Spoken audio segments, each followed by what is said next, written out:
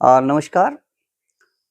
मैंने आपके माध्यम से कई बार ये बात भी की है और हमारे कांग्रेस के ब्लॉक प्रेसिडेंट साहब ने भी ये मुद्दा उठाया और आपने देखा होगा कि कुछ एक वीडियो जो है वो पिछले दिनों में एक लेडी का वीडियो काफ़ी वायरल हुआ जिसमें वो गुहार लगा रही थी कि औरतों के लिए ये एफआईआर का जो उन्होंने रखा है वो नहीं होना चाहिए।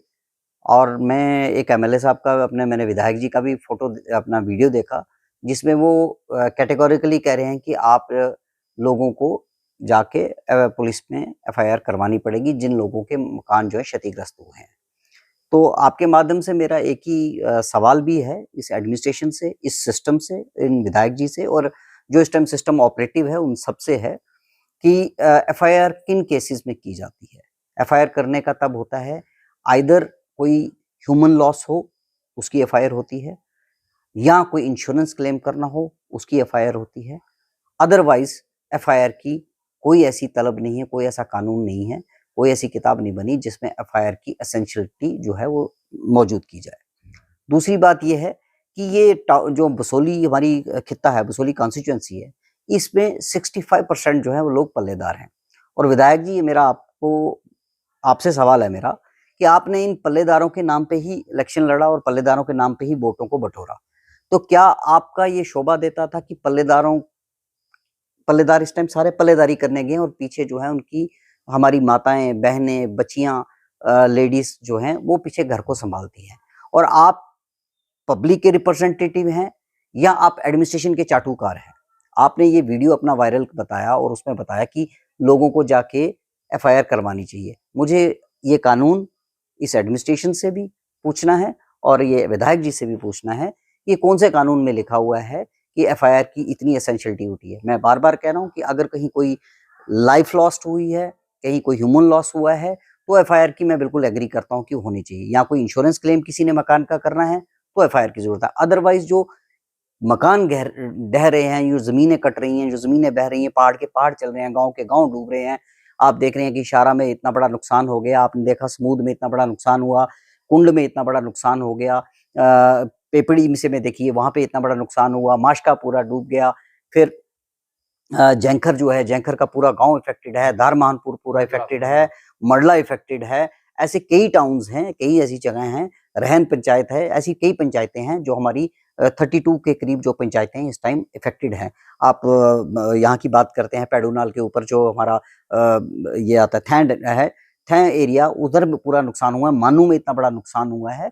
ऐसे कई पूरे एरिया जो हैं, अगर 32 जो पंचायतें मैं बता रहा हूँ जो इफ़ेक्टेड हुई हैं और 32 इफ़ेक्टेड होने का उनको आपने सबको काम लगा दिए कि आप पहले थाने में जाइए एफआईआर करवाइए, फिर जाके आपको एक एफआईआर की वहाँ पे निकले और आप पिछले देख रहे हो कि पिछले 3 दिन से हमारे बसोली पुलिस स्टेशन का प्रिंटर भी नहीं चल रहा। तो ये क्यों? क्या ये पब्लिक पे एक नया लोड नहीं डाल दिया? क्या इसकी इतनी ज़रूरत है? और अगर वाक़ई एडमिनिस्ट्रेशन आपके माध्यम से जाग सकती है, तो मैं बार-बार कह रहा हूँ, मेरा जगाना उनको काम है। ऐसी झूठे कानून ना पब्लिक पे ला दें, जो ऑलरेडी परेशान है, जिनके आगे घर चले गए, अब ना खाने को अनाज है। आप ये वाले कानून उन पे लाद के उनको और परेशान कर रहे हैं, उनको और मेंटल हैरेसमेंट कर रहे हैं और एक आदमी को अपनी एक एप्लीकेशन देने के लिए 5-5, 6-6 चक्कर लगाने पड़ रहे हैं। कभी पुलिस स्टेशन भागना है, कभी पटवारी के पास भागना है, कभी तहसीलदार साहब से साइन करवाने हैं, कभी एडीसी साहब से साइन करवाने हैं। फिर इस सारे सिस्टम में राहत की कोई बात नहीं आप कर रहे, राहत कुछ नहीं दे रहे, लेकिन आप उन पे कानून और नए-नए इंस्ट्रक्शंस पे एक्सपेरिमेंट ये जो लैब बना रहे हैं, ये गलत है और मैं इसकी कड़ी निंदा करता हूँ। इस लैब को बनाना बंद कीजिए और इस टाइम लोगों पे एक आपदा आई हुई है, उस आपदा के तहत आपके पास एम्पल ऑफ मनी इस टाइम हो चुका है। एमएलए फंड आप एलओपी साहब ने आज उनका मैं बयान पढ़ रहा था, उन्होंने भी कह दिया जी हर एमएलए फंड जो है अपना 1-1 करोड़ रुपया देगा। कुछ विधायकों ने तो अपना 4 करोड़ रुपया जो है वो इसमें दे दिया हुआ है, आपदा राहत कोष में दे दिया है और हमारे अभी 10-10 करोड़ रुपया जो है सीएम फंड से भी रिलीज़ हुआ है, वो सब डीसीज़ को आ गया और उसके हिसाब से मुझे लगता है 2-2 करोड़ रुपया हर एक एडीसी ऑफिस में आया हुआ है। तो पैसे की कमी नहीं है, लेकिन उसको डाउन द लाइन जो है ग्रिल करिए, ग्राउंड द लाइन उस पैसे को पहुँचाइए। लोगों के पास इस टाइम अनाज नहीं है, अनाज की आपकी कोई व्यवस्था नहीं दिख रही। आपको थोड़ी-सी परेशानी हुई जिन मकानों के लिए, तो आपने तिरपालें और कंबल मँगा लिए, तो खाएँगे क्या वो? और जब आपके पास एसेंशियल सर्विसेज़ में कोई गैस का कोई प्रबंध नहीं है आपके पास। मैं एडीसी साहब से भी एक सवाल पूछूंगा कि आपको मैंने कम से कम 10 दिन पहले एक चिट्ठी लिखी थी कि कुछ सर्विसेज जो है आप डीसी टू डीसी बात करके पठानकोट डीसी से बात करें और कठुआ डीसी बात करें, ताकि एक कनेक्टिविटी बन जाए और यहाँ पे एसेंशियल सर्विसेज की कोई कमी ना हो। किसी ने कोई एक्शन नहीं लिया, ना ही वो एक्शन लिया है तो फिर अपने अंदर ही कागजों में लिया है, लेकिन प्रैक्टिकली कहीं नहीं दिख रहा। कोई ऐसी सर्विस, कोई ऐसा रूट, कोई ऐसा ऑर्डर जो है वो पास नहीं हुआ है, ना ही वो आपके प्रिंट मीडिया या इलेक्ट्रॉनिक मीडिया में कहीं वो सामने आया हुआ। तो इसका मतलब है वो सब बस्तों में रहा हुआ है और उस लेटर का किसी ने कोई जवाब नहीं दिया हुआ। ये चीज है। लोग आज भी आपके पास कितने आदमी गए थे कि उनके मकान जो ढह गए हैं, वो नंगे सिर रह रहे हैं। तो आज भी मेरे को वही एडमिनिस्ट्रेशन से ये जो सुनने में आया, उस लेडी जिसकी बाजू टूटी थी आपके पास गई, आपने उसको भी आज कोई तरपाल देने से इनकार कर दिया।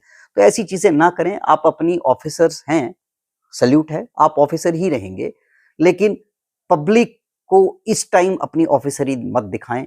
ना ही मैं ही ये रिक्वेस्ट विधायक जी से भी करूंगा कि विधायक जी, आप पब्लिक सेंट्रिक पर्सन हैं, आप पब्लिक के चुने हुए नुमाइंदे हैं। आप ये चाटुकारिता जो एडमिनिस्ट्रेशन की करने लगे और एडमिनिस्ट्रेशन की पीठ थपथपा रहे हैं और उनको कह रहे हैं कि जो वो लॉ इंप्लीमेंट कर रहे हैं वो लॉ, उसमें आप एक वकील बन के उनके सामने आ रहे हैं। प्लीज आप भी अपने संयम से काम लें और लोगों को राहत दीजिए।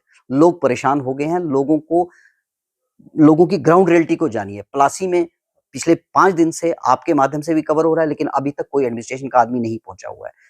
शारा में इतना बड़ा नुकसान हुआ, दुकानें की दुकानें चली गई, अभी तक कोई आदमी नहीं पहुंचा हुआ है।